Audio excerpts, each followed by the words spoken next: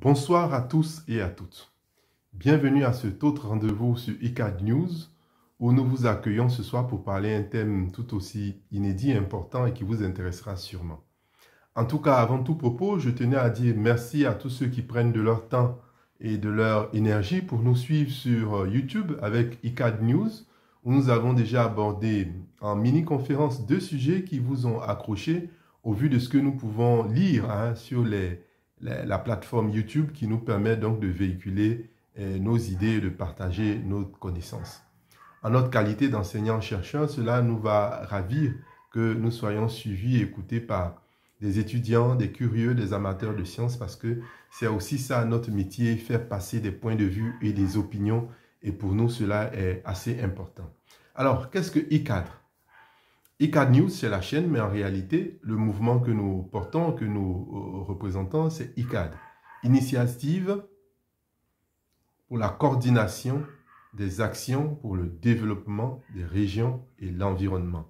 Alors, ICAD, donc, c'est un rassemblement de chercheurs en sciences sociales et humaines, travaillant sur les thématiques milieu, société, aménagement et développement, ce qui pourrait rassembler donc tous ceux qui sont amateurs de géographie comme moi, tous ceux qui sont anthropologues comme moi, tous ceux qui sont sociologues comme moi, tous ceux en tout cas qui sont dans le domaine des sciences humaines et sociales en rapport avec l'espace, l'aménagement et ce que les réalités spatiales peuvent impacter, imprégner en termes d'organisation, de société, de culture et de civilisation.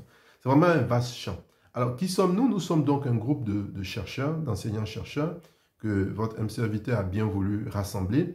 Et nous sommes issus de diverses universités en Côte d'Ivoire. Et donc, nous travaillons sur diverses thématiques en rapport avec ce dont je viens de parler.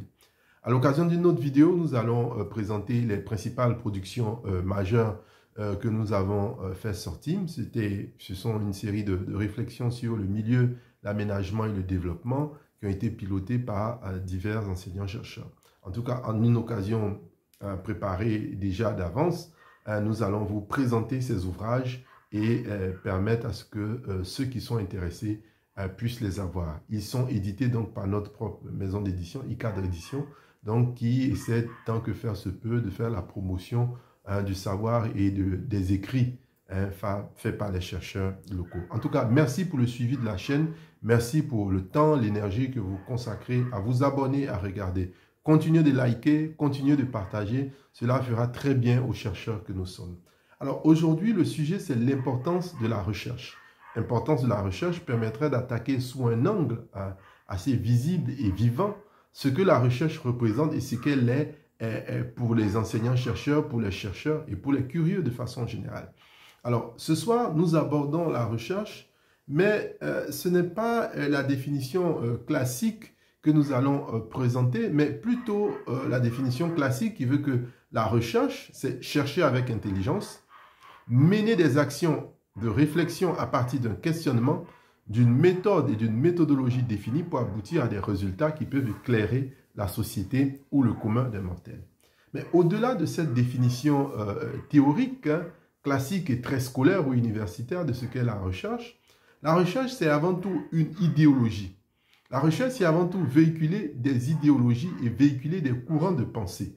Et c'est ce que nous voulons essayer de mettre en avant dans un contexte où nos espaces universitaires et nos centres de recherche sont frappés d'une certaine inertie portée par divers facteurs dont les responsabilités sont autant partagées et nous en parlerons dans cet élément de 20 minutes que nous vous présentons aujourd'hui.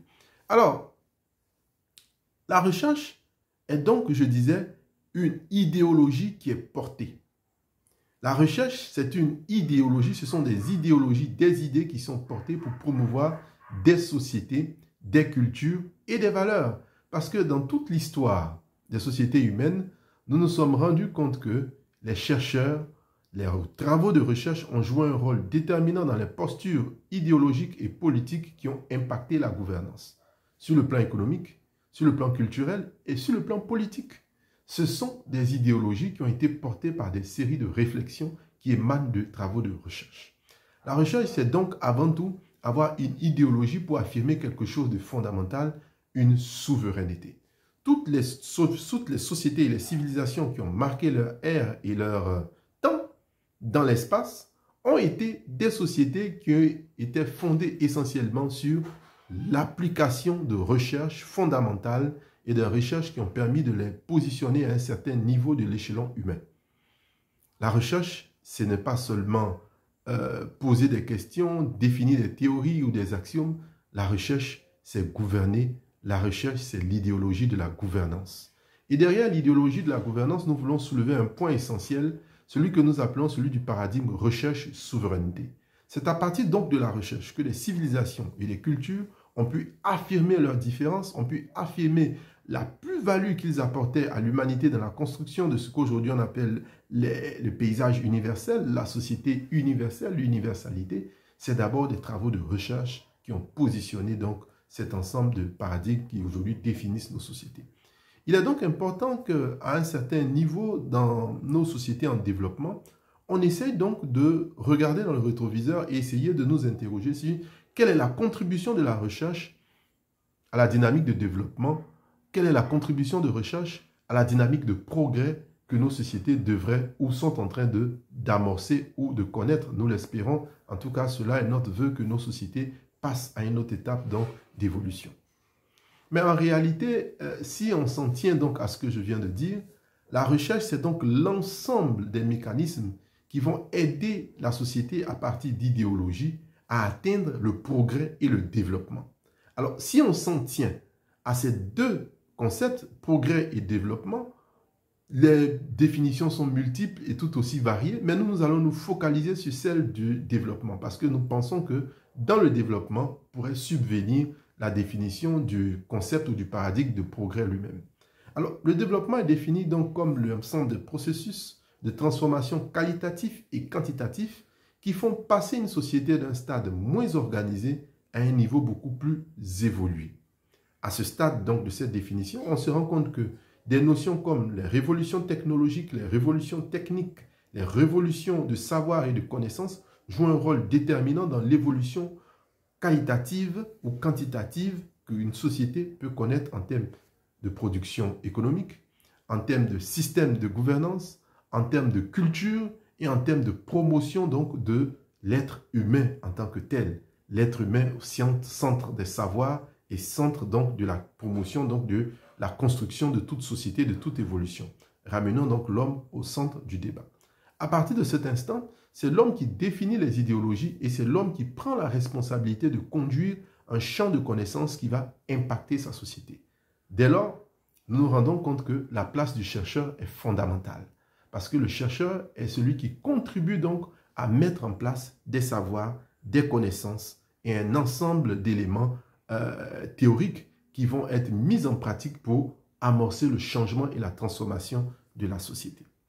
Alors donc, en tant qu'ensemble des pratiques conduites avec méthode pour des réponses adaptées, il faut donc s'interroger sur quels sont les questionnements soulevés par nos sociétés, quels sont les questionnements auxquels nos chercheurs devraient apporter des méthodes et des résultats, et on se rendra compte donc que, pris sous le paradigme occidental et académique, la recherche, donc, comme je le disais, c'est d'abord asseoir tout un postulat de connaissances qui vont donc contribuer à faire émerger une société.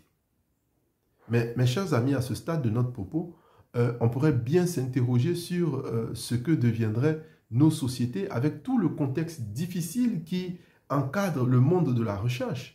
Parce que vous tendrez le micro tout de suite à un de mes collègues, chercheurs ou enseignants-chercheurs, il va vous dérouler toute une litanie de difficultés qui ne rendent pas opérationnelle l'action du chercheur dans son milieu et donc à partir de cet instant, développer un paradigme recherche-souveraineté, recherche-idéologie de développement, cela deviendrait presque relevé de l'impossible.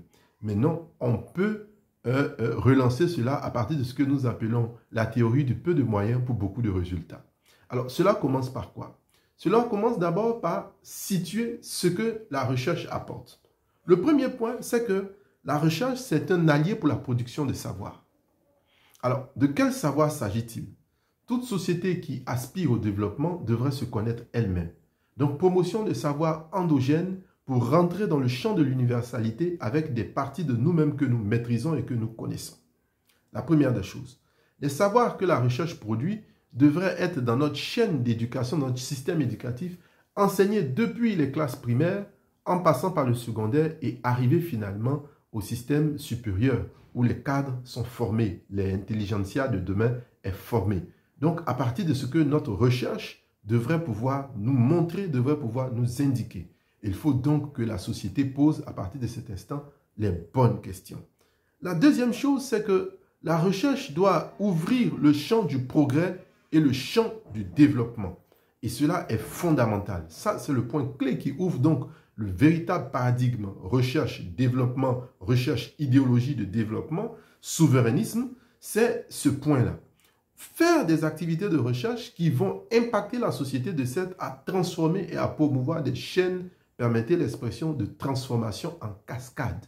Transformation en cascade sur le plan qualitatif, transformation en cascade sur le plan quantitatif. Les différentes révolutions numériques que nous constatons de nos jours en sont des exemples. Et enfin, le troisième point pour lequel la recherche impacte la société, c'est qu'au finish de tout cela, production des savoirs, ouvrir la voie du progrès et du développement, c'est l'amélioration des conditions de vie. Donc, il faut que des bonnes questions soient posées pour que les bons outillages se mettent en place pour que on ouvre le chemin des savoirs, fondé donc sur des ressources endogènes pour produire des choses propres à nous, pour nous faire entrer dans le canon de l'universalité avec des valeurs propres à nous. Deuxièmement, construire un ensemble d'outils et d'appareillages capables de nous faire entrer dans le chemin du développement, transformation quantitative et qualitative pour aller vers le progrès. Et enfin, l'étape finale, c'est que les travaux de recherche auraient donc contribué à améliorer les conditions de vie. Mais cela suppose que la recherche a donc un allié indispensable et qu'on ne peut pas négliger. Cet allié, c'est le décisionnaire, le pouvoir public, la force publique. Qu'est-ce que la vision que nos autorités ont pour la recherche? Ça, c'est la première grande question. La deuxième grande question, c'est que qu'est-ce que les chercheurs eux-mêmes ont comme image ou vision de ce qu'ils peuvent apporter en termes de transformation? Alors, il faut dire que l'âme souveraineté, et, entre guillemets, que la recherche construit, c'est d'abord construire et penser une identité propre à la culture et à la civilisation et à la société que nous représentons. Et les chercheurs ont un rôle déterminant. Regardez, l'actualité récente, à partir de 2019, quand la pandémie mondiale à coronavirus a éclaté, tous les regards de l'humanité étaient fixés où? Sur des chercheurs. Et des chercheurs d'où? Des chercheurs occidentaux. On attendait ce que les grandes firmes pouvaient proposer comme médicaments, comme solutions vaccinales, etc., etc. Mais pourquoi? Parce que ce sont des sociétés qui se sont positionnées comme leaders dans la production de connaissances et de savoir. On me dira que le rapport des forces est éteint, mais il y a un autre contre-exemple pour soulever l'importance de la volonté politique. C'est l'Inde. L'Inde est un pays qui n'est pas classé comme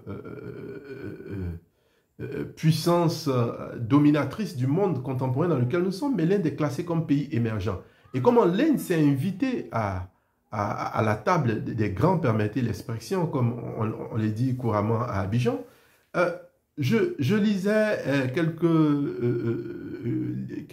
quelques titres assez importants des bilans des activités de recherche en Inde. L'Inde a compris une chose, qu'il faut positionner sa recherche. Donc, avec ses ressources, avec les moyens qu'elle avait, à petits pas, l'Inde a positionné ses recherches, a positionné du moins ses chercheurs, ses équipes de recherche, de sorte à avoir des travaux pointus qui ont réussi donc à impacter et à infiltrer, permettez l'expression, toutes les chaînes de grande production sur le plan agroalimentaire, de la pharmacie, de la technologie numérique, de la technologie aérospatiale, etc., etc. Donc, l'Inde a su valoriser ses ressources humaines en matière de recherche, ce qui a rehaussé l'image de sa recherche. Voyez-vous? Donc, il faut sortir donc, du complexe de l'absence de moyens, l'absence d'accompagnement, etc. C'est vrai que cela est déterminant, mais on voit que avec une volonté politique, même si les moyens ne sont pas conséquents, l'action pourrait se mener pour commencer à promouvoir l'idéologie de la recherche. parce que nous sommes intellectuels et nous savons que toute grande action naît par d'abord la conceptualisation. Donc, il faut d'abord conceptualiser, il faut d'abord réfléchir, trouver les bonnes questions et ensuite déployer les appareillages méthodologiques qui pourraient donc nous aider à être visibles. Alors, donc, dans nos sociétés, c'est que le paradoxe vient de ce que on a des systèmes de développement qui sont pensés à partir de ce que d'autres ont eu à faire comme recherche. Donc, la dimension souverainiste, ici, des travaux de recherche, c'est la souveraineté des autres qui s'implique à nous. La preuve, c'est que dans l'ensemble des obstacles à la recherche que nous avons subtilement évoqués, vous avez le manque de financement, le manque d'assistance, le manque de visibilité des interfaces de promotion de recherche parce que nos États ont d'autres priorités. Donc, la volonté politique ne peut pas vraiment accompagner avec effet la promotion de la recherche. De facto, on a une recherche donc qui est essentiellement dépendante de deux réalités pour la plupart des universités africaines au sud du Sahara. C'est la course au financement de projets. Et là, nous dépendons exclusivement de ce que des organismes, de ce que des consortiums ont comme idéologie et à partir de leur idéologie, ils produisent des projets de recherche dans lesquels, vous permettez l'expression, nous nous retrouvons enfermés parce que nous avons besoin de ressources.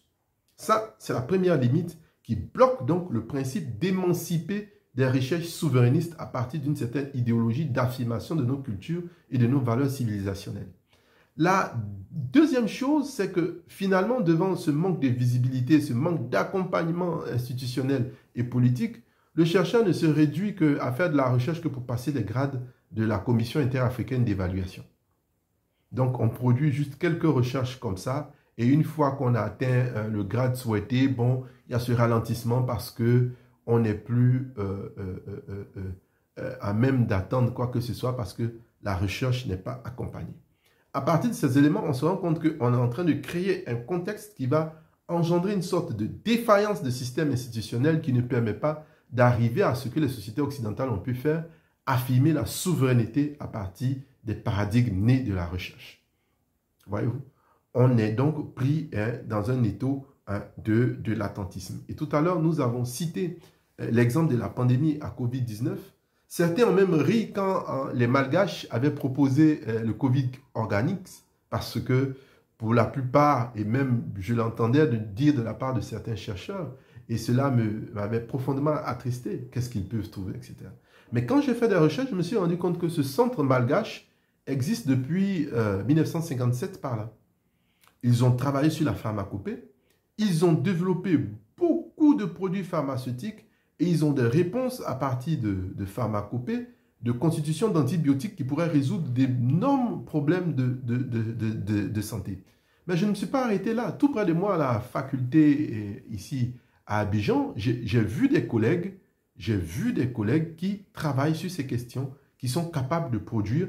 Et ça, ce sont des affirmations souverainistes de nos capacités à produire des résultats à partir de ressources locales, des matières premières végétales locales, un savoir et des compétences locales qui produisent donc des sources thérapeutiques, des médicaments, on va dire plus simple, qui produisent donc des médicaments capables de résoudre un certain nombre de problèmes. Donc, c'est passer donc de nos valeurs endogènes, voyez-vous, à partir donc du savoir-faire pour produire quelque chose qui pourrait être efficace sur le marché de la promotion de la santé, par exemple. Donc ça, ce sont des faits, ce sont des exemples à partir desquels il faudra donc s'inspirer. Alors donc, notre recherche et tout notre système universitaire qui a été mis à mal par les grandes difficultés des années 90, la crise économique des années 80 qui a perduré,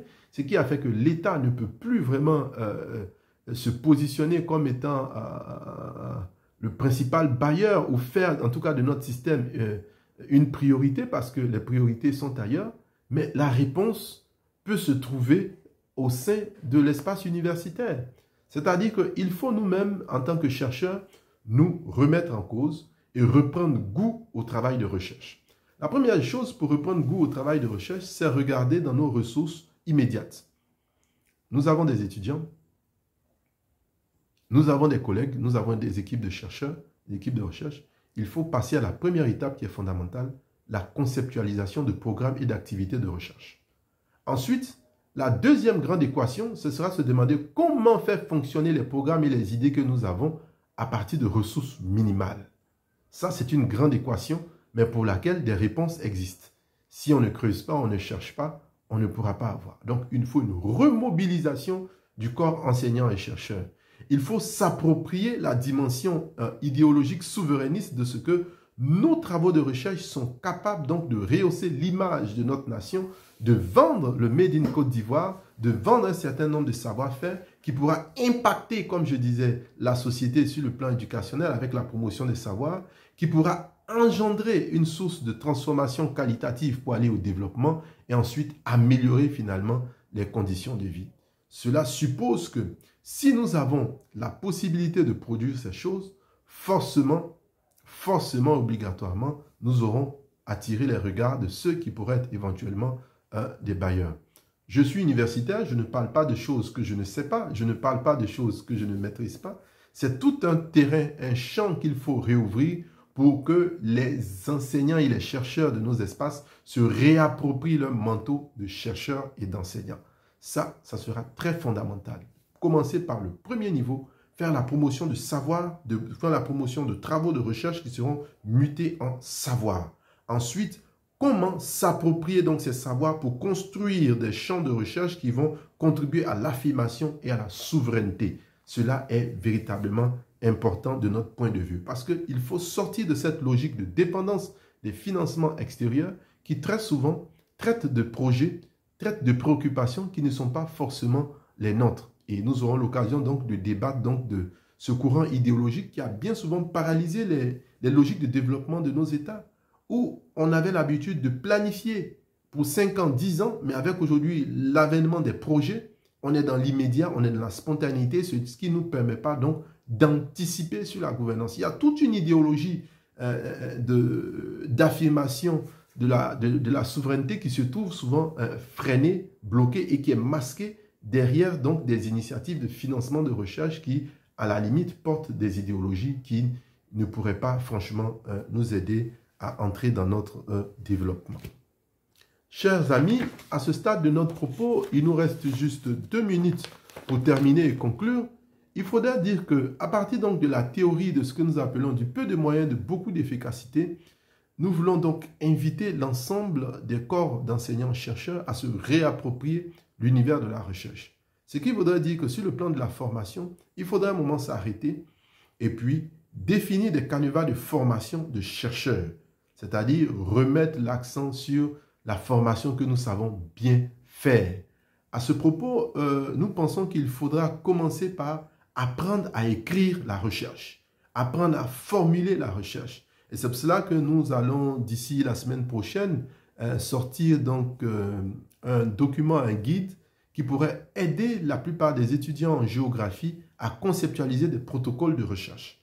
Alors, c'est un document qui pourra servir à d'autres disciplines, mais avec notre casquette de géographe, nous avons essayé de réunir toutes les difficultés en termes de formalisation de problématiques pour pouvoir apprendre à écrire des recherches. Ça, c'est le premier défi qui nous attend, écrire des recherches. Écrire des recherches qui sont bien ficelées, qui sont organisées selon la logique et la cohérence du travail scientifique pour que des questions importantes pour nos sociétés puissent apparaître avec des méthodes d'exploration de ces questions qui pourront impacter, dont les résultats pourront impacter nos sociétés.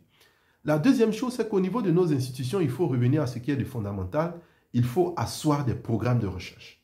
Il faut que l'ensemble de nos institutions, avec ou sans moyens, avec ou sans appui, écrivent des programmes de recherche. Qu'ils soient financés ou pas, qu'ils aient des financements ou pas, on pourra fonctionner avec les moyens de bord, comme on le dit. Mais il faut écrire des programmes de recherche. Il faut aller trouver ces questions de recherche à l'intérieur du gros sac de besoins et de problèmes que nos sociétés traversent et mettre les chercheurs à contribution. Mes chers amis, le défi donc de la recherche souveraineté, le défi de la recherche souveraine qui va nous permettre d'affirmer notre identité à la face du monde en tant que société, culture et civilisation est grand. il ne va pas certainement ce défi-là se résoudre en une génération, mais il faut bien l'ouvrir. Il faut revenir aux fondamentaux de notre métier. Il faut redonner le goût et la passion de la recherche à tous ces jeunes étudiants que nous encadrons, à ces collègues qui entrent, qui embrassent ce métier. Il faudrait donc soutenir l'action de la recherche. Et nous allons donc, pour la prochaine vidéo, nous interroger sur comment monter un programme de recherche, comment asseoir un programme de recherche et comment le mettre en œuvre à partir donc de la collaboration entre collègues pour que des activités structurées s'établissent dans le temps et dans l'espace, dans nos espaces universitaires. En tout cas, nous saluons l'ensemble des collègues qui nous appuient derrière l'initiative cadre. Hein. En tout cas, merci à toute l'équipe qui travaille de façon cachée derrière les rideaux, arrache-pied pour que notre petite expérience puisse grandir et prendre forme. En tout cas, merci à tous et à toutes. Je vous souhaite une très bonne soirée et bon visionnage. Partagez et likez. J'espère que ce sujet-là a pu vous intéresser et vous retenir pendant la trentaine de minutes que nous avons passées ensemble. Merci et excellente soirée.